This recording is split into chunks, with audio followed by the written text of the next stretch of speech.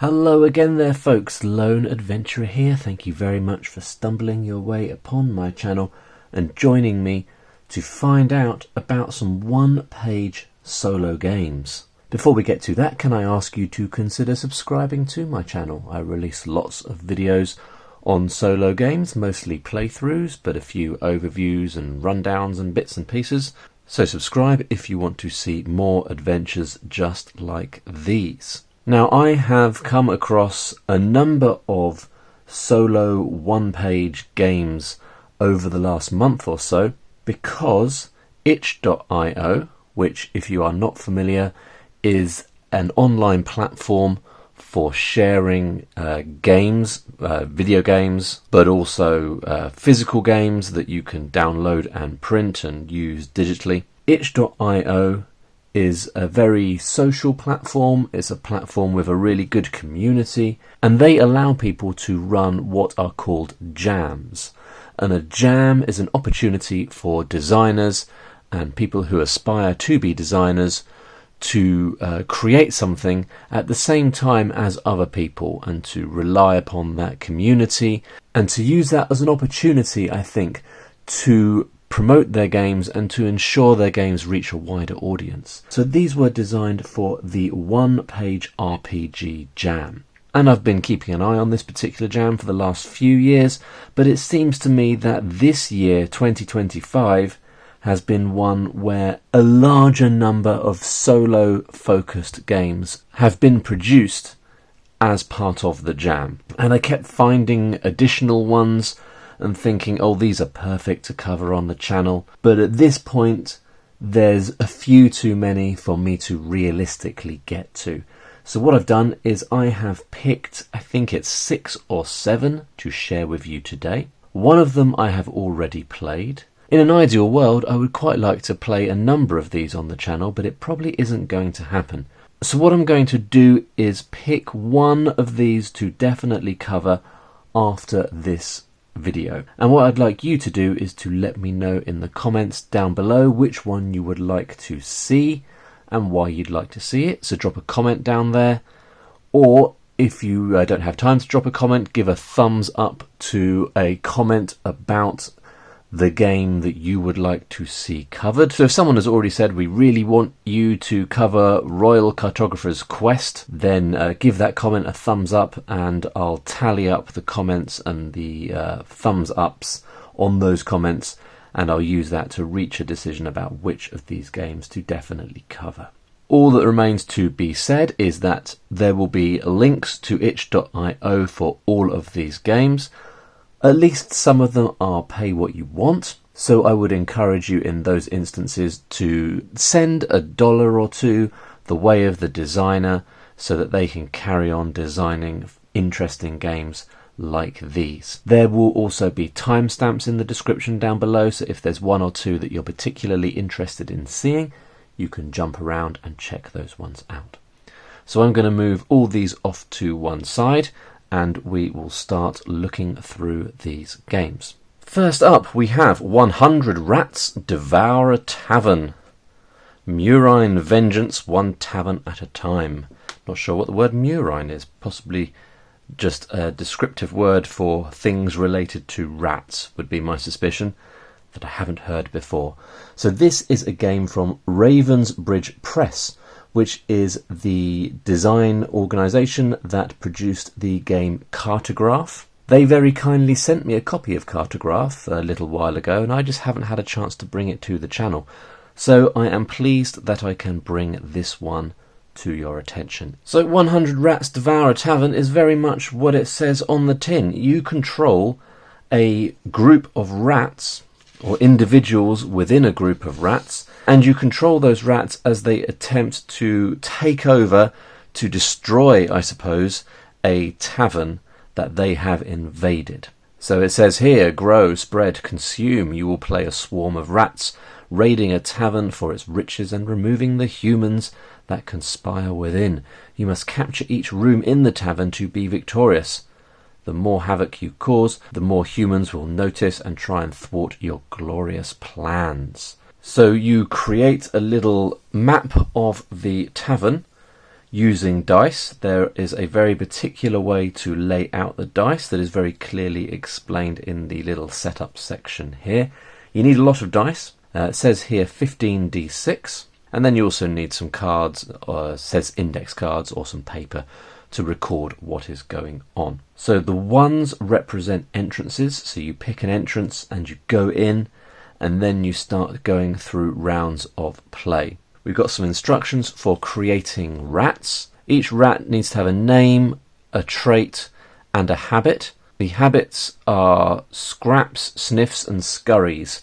Over here we've got tables for names and traits. So you would roll it up and you might end up with Biscuit, the baby-faced who scurries. Biscuit, the baby-faced who scurries. Or Puck, the bloodthirsty who scraps.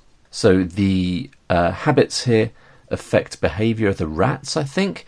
So if they are a scraps rat, they use their claws and are aggressive. Sniffs rats use their nose and are good at finding their way, and scurries use their feet and are good at avoiding danger. I'm not sure how the traits affect play. Maybe they do, and I just haven't spotted that bit yet. So over the course of a round, you take your rats into a new room. You make a swarm roll to see if you can reduce the number of obstacles that you will face in that room, that your rats will face in that room. And then for each outstanding obstacle, you then have to take turns to use individual named rats, because you have sort of a mass of rats, and then as rats die, because the rats aren't, particularly resilient, it doesn't take too much to kill a rat. So as your rats die, more rats will come forward from the swarm to take their place and be used to overcome obstacles. We've got 6 different kinds of room. We've got examples of things that the rats might encounter in those rooms. And then we've got some general obstacle ideas. So if you're a bit stumped thinking of an obstacle that a rat is facing, you roll a d6, and your obstacle will be a mighty cat who has awoken from its slumber. So if you manage to overcome all of the obstacles, you increase your swarm's notoriety. There are 3 things that you track, 3 stats as it were: the number of rats that you have, the amount of food that you have, and the amount of notoriety. As your swarm's notoriety increases, then you can use that number to gain new rats and to gain food. So the example here is, if your notoriety is 3, you could gain 2 food for your supply and 1 rat.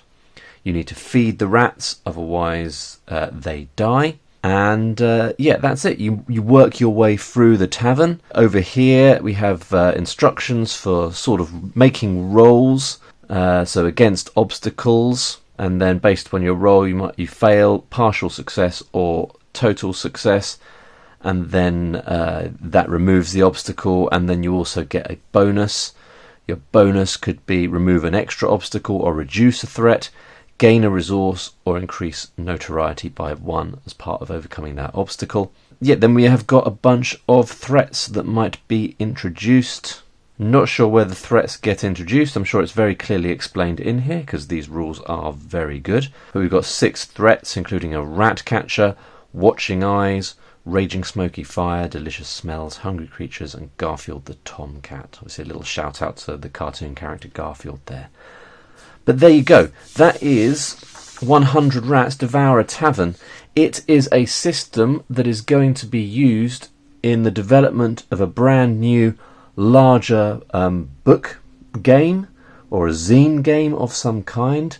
I don't know too much about it yet. The game that is being developed based on the same system is called 100 Rats Devour a City. Or is it 1,000 Rats Devour a City? It might be 1,000 Rats Devour a City. But I do like the look of this. There's lots of interesting mechanics, lots of ideas in tables and things, and worth checking out. That's from Ravensbridge Press.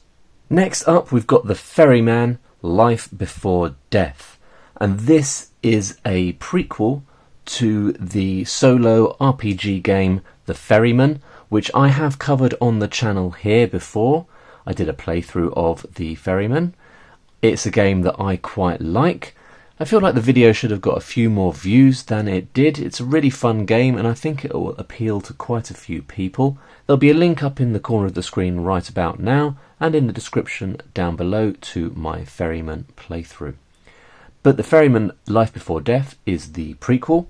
It is also from Cody Spears at Nightbird Games. And it is a game where you find yourself in a post-apocalyptic wasteland, a la the Fallout games, in a fairly safe community called Sprocket, and the leader of this community, Brom, is tasking you with a range of missions to help the settlement thrive and remain a safe place. So you're going to go through a range of activities. We have got a whole bunch of events here. You can see that they are based on cards, so you'll need a deck of cards to play. The face cards and the aces represent the events. So if, for example, you chose to have an event and you drew a king, they are all specific events. So the King of Diamonds is a specific event. We'll look at some examples for that in a moment. So you're attempting missions and you're seeing how many you complete, and if you complete all 4 of the missions you earn the title The Ferryman. So the game is a loop of turns. You take a number of turns. The missions are all available for you at any time, so you don't have to specify which mission you're doing, I don't think. I think you can just play and say, oh, I have just completed a mission as soon as you fulfill those requisite objectives. I think that's how it works. Each turn you either explore or you camp. If you explore, you reveal an event card, so that would be one of these. You do the event. If you camp, you discard a food, because there are different resources represented by the other cards. You either discard a food or you risk the effects of starvation. We've got the rules about starvation down here. I guess that's one way you can lose. We've also got rules for bartering and combat. I haven't read those yet, but I'm sure they are very clearly explained. And then, so if you have chosen to camp and you've discarded a food, you can either repair some stuff by discarding scrap cards, you can hunt by discarding ammo and then getting to draw 2 extra supply cards from the supply deck, or you can search, which is just drawing a supply card. So you keep doing those things until you find yourself in a situation to complete a mission. And the missions are supply, combat, mapping and alliance. So, for example, supply requires you to reveal cards, to collect cards, I guess, so that you have 5 of one of the supply cards. I didn't mention what those were. We've mentioned a couple of them already. You've got ammo cards, you've got food cards, fuel cards, and scrap cards. So the supply mission is to build up a surplus of one of those kinds, and if you do that, then you succeed at that mission. We've then got a combat mission where there's a war party you have to take on, a mapping mission where you have to complete a certain number of events, and then an alliance mission where you have to try and develop an alliance with a nearby settlement, with a camp. And that's pretty much it. I mean, it looks really mechanically clean and easy to understand to me. I think it's going to be quite a lot of fun. And as with the main game, there's quite a lot of flavour and imagination packed into quite a small package. Let's have a look at a couple of the events before we move on to the next game. For the Queen of Hearts, a downpour of toxic rain descends, eroding everything in its path. Discard a supply card from your hand and add it to your damage pile. So you can repair those things. That's the stuff that you can repair.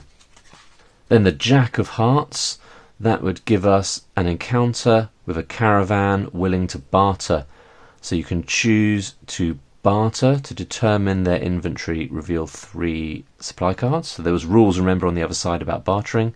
Or you can just take them on in combat. You cannot discard fuel cards to evade. I'm not sure what the benefit of combat with them is, but I'm sure that is clear to someone who has read the rules a little bit more closely than me. That is the Ferryman Life Before Death from Nightbird Games.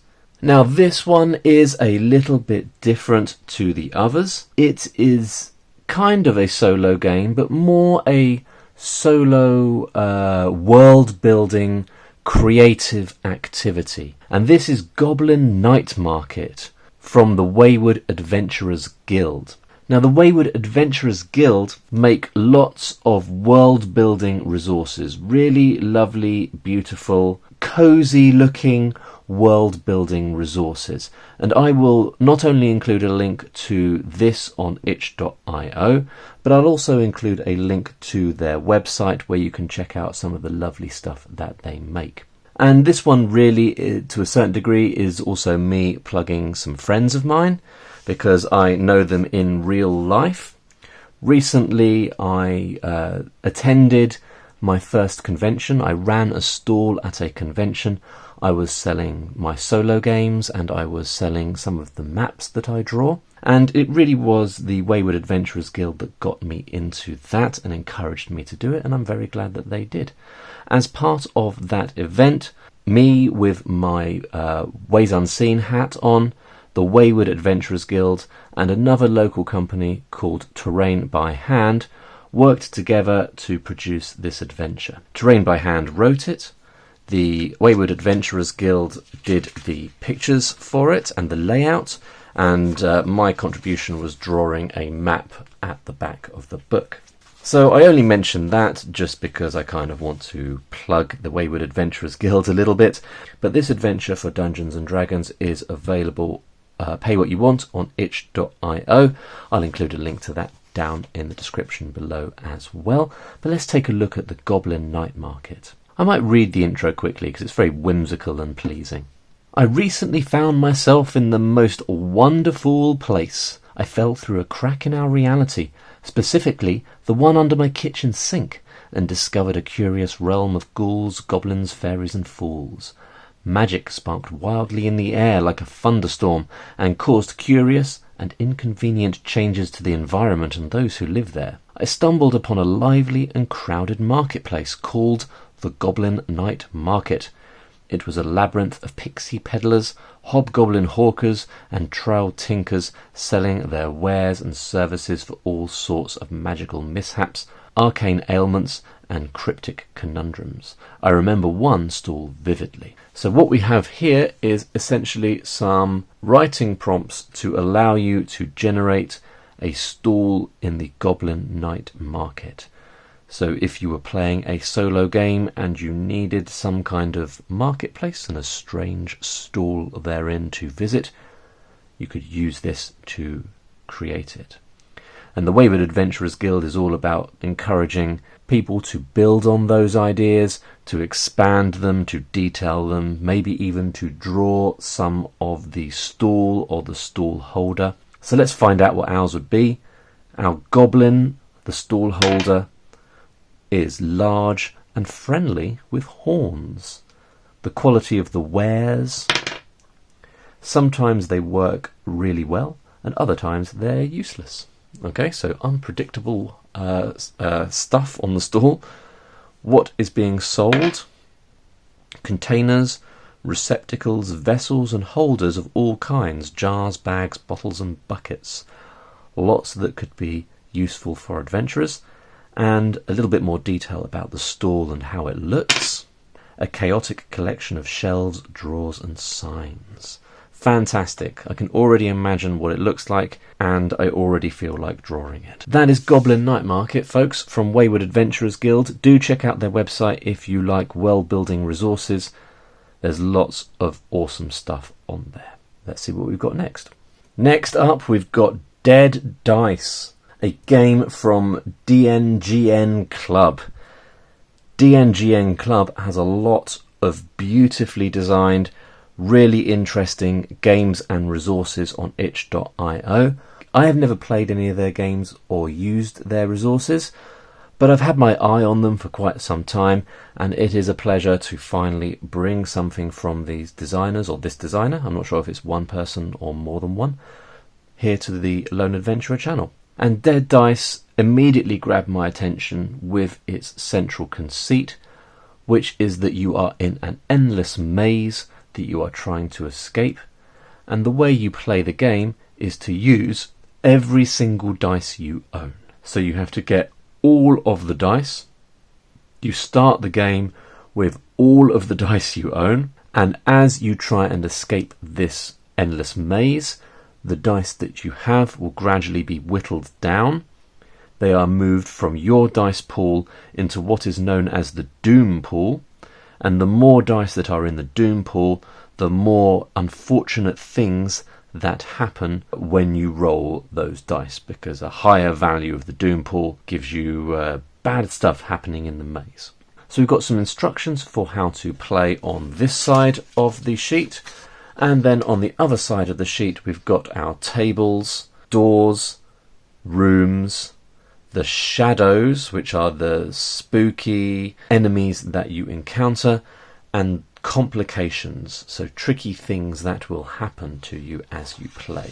So you can see there's an awful lot of ideas packed in here, awful lot of crazy things that might happen.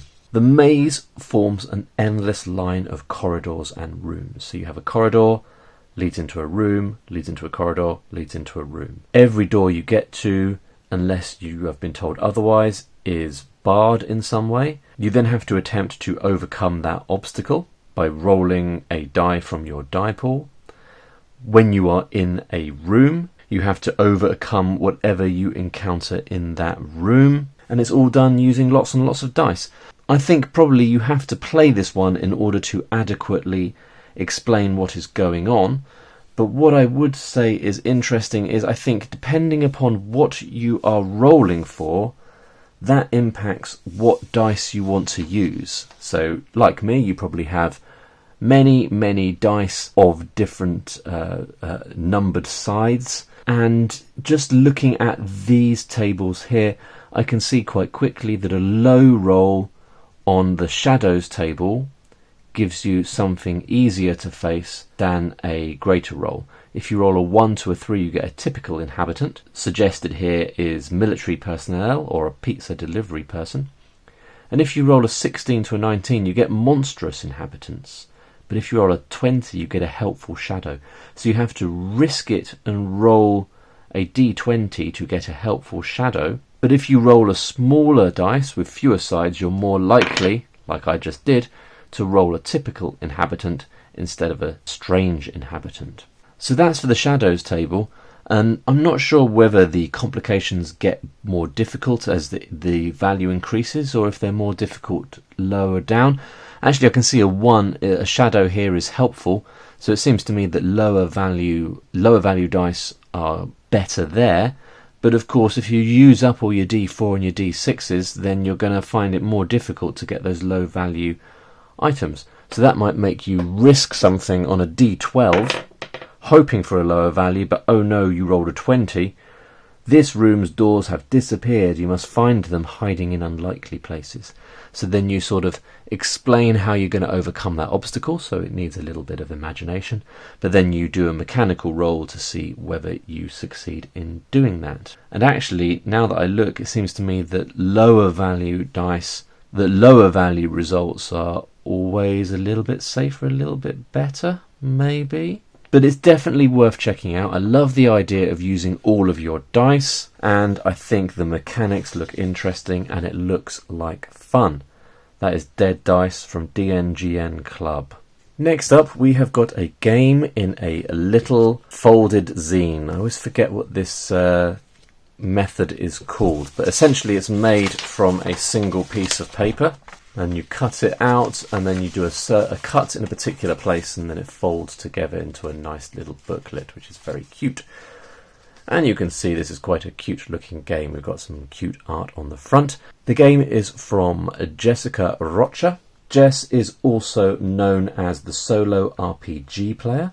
There is a Solo RPG Player YouTube channel, which is well worth checking out. I recommend subscribing. And Jessica is also worth following on Instagram to keep an eye on what they are up to in terms of playing solo games. Lots and lots of interesting games are covered by the Solo RPG Player, and lots of interesting videos and considerations of different aspects of solo gaming. But this is the Royal Cartographer's Quest, and essentially what you're doing is creating a character and exploring a little world. So we have a grid here to map the world out. And then we've got a little character sheet over here where you can track your skill and your fortune, which are benefits that can help you as you play. Then you have an inventory, a bag with 3 slots where you can keep things that you find. Then an area where you can track your supplies that you will need, and you can draw a little picture of your character there as well. So you create a character with a fortune and a skill. You can come up with those yourself, but there's examples of each to give you ideas of what those might be and how they might help you mechanically as you play. If you run out of supplies, your adventure is over, and if you explore the entire map having not run out of supplies, then you have succeeded. So you have to generate a sort of a world, a couple of little details about the world, the nature of the people on the land you are mapping, and a trait of those people and the community. Interesting. So for example, you could roll a d12, or you would roll a d12, and a 5 means that it is a land of trolls, and their trait is that they are scholarly. A land of scholarly trolls. And as you're exploring the land, you move around the grid. When you move into a new square, you roll a d6 to determine the region, and roll 2d6, and then 2d6 for an encounter. And then based on those things, you describe what you find, and then you roll 1d6 in order to find out what the narrative impact of the place has been.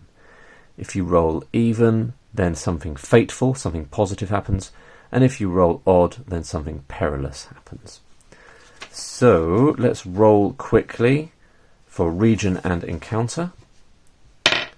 7 means that we have encountered a strange or magical place, so you can decide what that might be. And then a roll of 10 means we've encountered an ancient relic. Then once you've worked out what those things are and you've annotated your map a little bit, maybe made some notes about what you are finding, then you roll to see whether it's a peril or a fate that you will encounter here, experience here. So 3 is odd, which means something perilous. So there are some examples here, maybe some kind of obstacle, maybe you've lost some supplies, maybe you've got lost or some kind of threat or bad luck, and then some instructions about how to deal with an obstacle. And that's that. It is a cute little game. One, I think, that is encouraging a little bit more imagination, possibly, than a couple of the games on this list. It's light mechanics, so almost like a little drawing, writing prompt experience, but with a few little light mechanics to turn it into a game. You've got a little character sheet, and you're making a little map. What's not to like? Royal Cartographer's Quest from the Solo RPG Player. So we've got 2 to go, and the penultimate one is Glide the Courier, which I have already played here on the channel.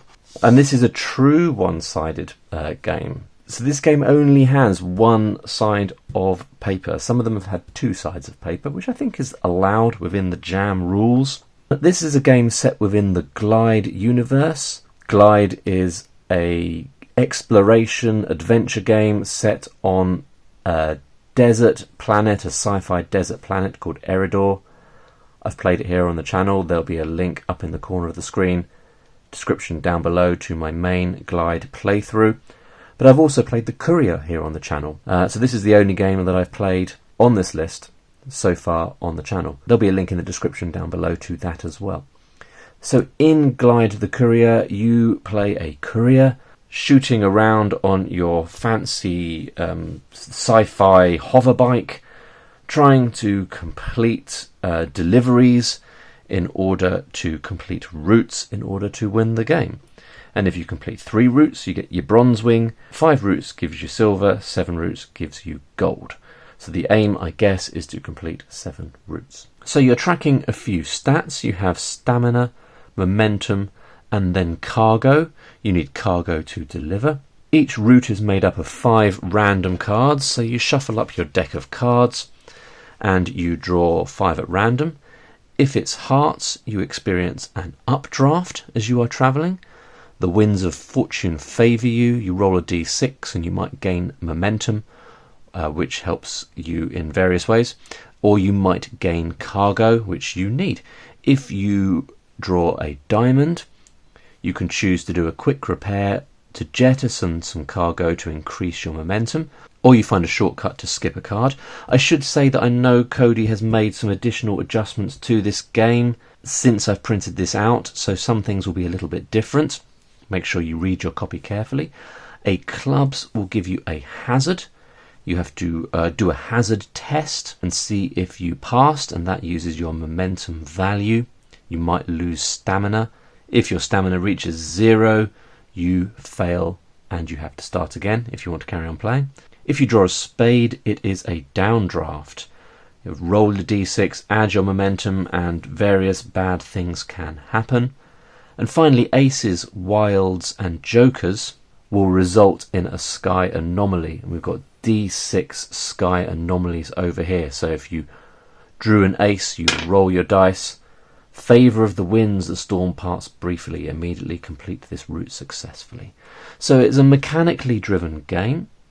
I should say that if you are more inclined to journaling games and games that employ your creativity a little more, Cody, the designer of this game, has released, I think, three other games as part of the jam, and those are The Ecologist, The Relic Hunter, and The Bounty Hunter. And some of those are more akin to journaling games.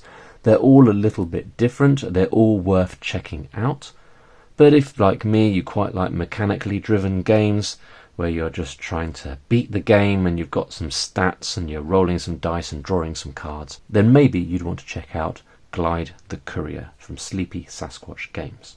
And finally, the last game on this list of really quite imaginative and varied solo RPG games, is Rebellion Space from Perplexing Ruins. You might know Perplexing Ruins from the Fallen RPG, a quite popular indie RPG game that Perplexing Ruins is currently working on a second edition for. But also the solo gaming sheets, which I have played here on the channel. There'll be a link in the description down below. And I know Perplexing Ruins is also working on an update for the solo RPG sheets, expanding them, improving them once again. They're a really popular resource for solo gamers who like more rules-light stuff and, quick and dirty, print and play, fun, little cheap and cheerful games. The solo RPG sheets I cannot recommend highly enough, and I'm very much looking forward to the new version. But here we've got a sci-fi game. You are in the Rebellion. You are in charge of a rebellion ship, and you are up against the Iron Hand, a corporate military body that dominates most corners of the galaxy. And this is a complete little sandbox game. It even comes with a map. Here is the map of the galaxy. Over on the side we've got a couple of tables. We've got a black market where you can buy bits and pieces and upgrades. We've got some mishaps that might happen on a mission. And we've got some travel mishaps. Because you're travelling around the galaxy, bad things might happen while you're travelling. And you're trying to complete missions, and bad things might happen while you're completing missions. We've got some rules here, some rules for stats of your ship, which includes the weapons, the engines, and the operators, which are the people on the ship. But I kind of like the fact that you are sort of playing the ship, and the people on the ship are just represented as a stat. That sort of appeals to me a little bit. We've got rules for challenge rolls, as you would imagine here. They're called power rolls. Rules for combat, rules for travel, and then missions. The missions are over here. So you can have 3 missions at any one time. In our little character sheet section over here, we have a mission log, along with areas to record your credits, the status of your hull, the weapons and upgrades that you've got, your heat as you become more notorious. With the Iron Hand, your heat will increase and make things more challenging for you. Your reputation, which will improve your standing in a positive way and give you an advantage in missions. your fuel, which you need to travel around, and then you've got your storage, which you need for transporting things. I quite like the fact you can unlock additional storage, so you've got 4 extra storage that you can unlock for credits, and you have to unlock your upgrade slots as well in order to add upgrades. So that's pretty cool. Over here we've got a whole bunch of missions. We've got intimidating missions, scary missions, and dangerous missions. So I think you'll have to use a bit of sort of light role play in order to flesh those missions out a little, but equally I think you can play it completely mechanically and just move around the galaxy, doing the roles in order to complete the missions and trying to improve your ship and things like that. What a cool little game. I really want to try it out. I think this one would probably be my preference, if I'm honest. I want to play all of the games on this list, but this one I'm particularly intrigued about. So there you go, we've got a whole bunch of super cool RPGs, one-page solo RPGs. Let me know what you think of them. Also, let me know if you've been scanning through the one-page RPG jam over on itch.io and you've discovered something that I've missed. I'm sure there is. There's loads of cool stuff on there. Otherwise, let me know in the comments down below which one you want to see me play. Other than Glider, because I've played that one already. I'd be interested to find out. Thanks for watching, folks.